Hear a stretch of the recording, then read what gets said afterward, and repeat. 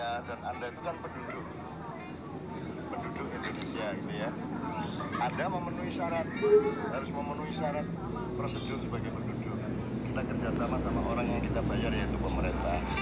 Bahwa yang sebenarnya yang butuh KTP itu pemerintah, bukan kita. Kalau kita begitu lahir ya sudah langsung warga negara.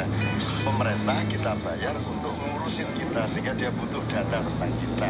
Bukan kita yang butuh KTP aslinya. Mestinya kita yang datang ke kantor kecamatan, Pak, mana KTP saya? Aslinya seperti itu. Kayak di Jerman kan, begitu anakmu lahir kan, kamu telepon ke kantor kota madya apa langsung mereka datang bawa akte, bawa uang beasiswa dan seterusnya, uang untuk ibunya segala macam.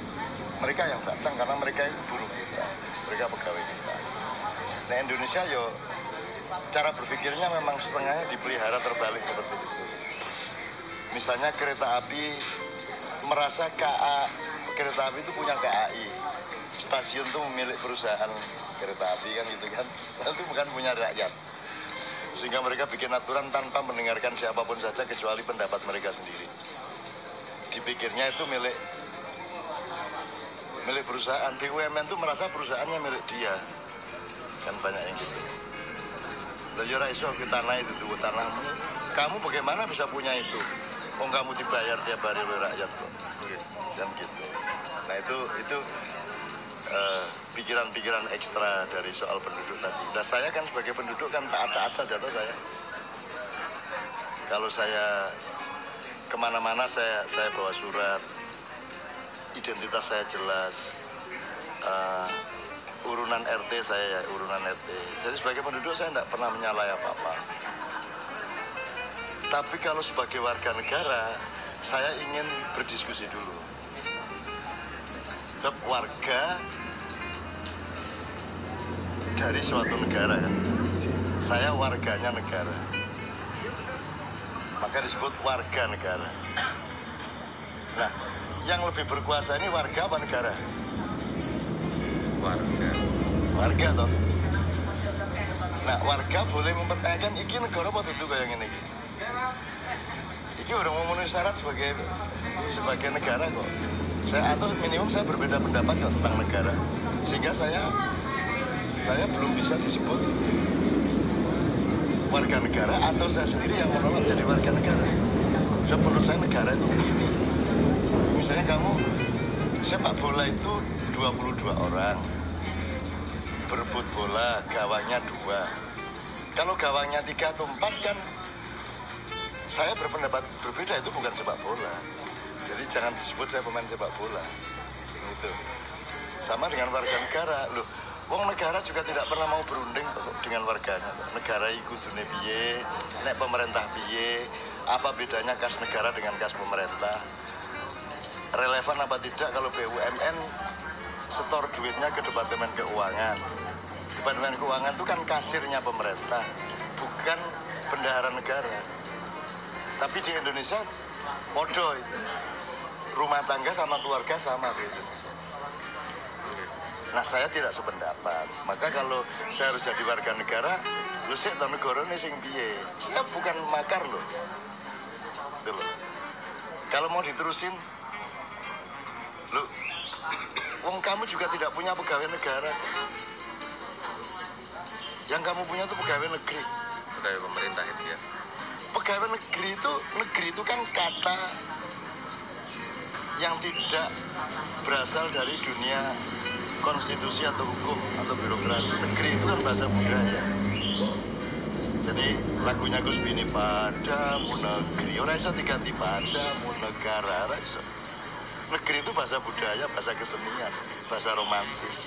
Jadi kalau pegawai mestinya PNS itu pegawai negara sipil RI. Jadi mereka pegawai negara, bukan pegawai pemerintah. Kalau memang sekarang mereka itu taat kepada pemerintah, ya rubah namanya pegawai pemerintah sipil, PPS. Kan dulu. Jadi sebenarnya Indonesia dirubah dari satu huruf tok itu sudah lumayan kok. Karena itu akan menimbulkan kesadaran. Jadi Anda karyawan PNS di kabupaten, Anda tidak punya kewajiban untuk taat kepada bupati. Anda tidak punya kewajiban taat kepada presiden. Anda itu pegawai negara, maka yang Anda taati adalah undang-undang negara. Posisimu sama dengan presiden, taat kepada undang-undang. Sekarang kan enggak. Kamu di kantor bupati ya taat sama bupati. Lu yang satu pegawai negara yang disebut negeri itu, yang satunya outsourcing 5 tahun kok. Bagaimana mungkin tidak masuk akal wong di TKI outsourcing 5 tahun kok ditaati oleh karyawan permanen. Orang rasional babar bisa. Makanya bupati terus boleh ganti ini ganti itu. Pada dasarnya kan tidak punya hak. Makanya negara sama pemerintah harus jelas bedanya. Kalau sudah cara dibalik jadi tujuan jadi cara, kan tidak usah diskusi, itu mesti salah, mesti hancur ya. Orang sekarang sholat jadi tujuan, surga jadi tujuan, agama jadi tujuan. Ya toh? Sholat diagamakan, agama dituhankan. Kan gitu. Jadi sholat itu, nek wis sholat rajin gue prestasi. Iso maca Quran prestasi, cah cilik TPQ kok apal sak juz prestasi. Kok prestasi ini loh? Apa pengertian prestasi itu? Akhirnya kalau prestasi berarti ada kompetisi. Kalau Anda mempergauli Al-Quran dengan kompetisi, ya wes. Mulanya kan saya selalu bilang tidak ada pembaca Quran yang baik, tidak ada qori yang baik, yang ada qori yang ikhlas atau yang tidak ikhlas.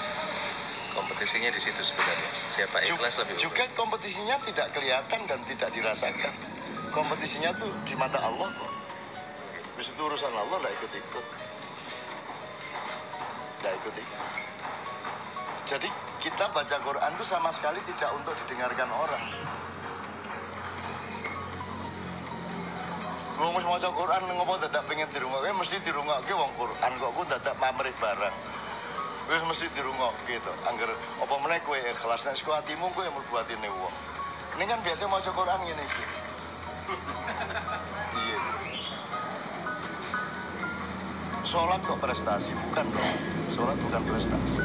Sholat itu kamu memperbaiki alat perjuangan, belum prestasi.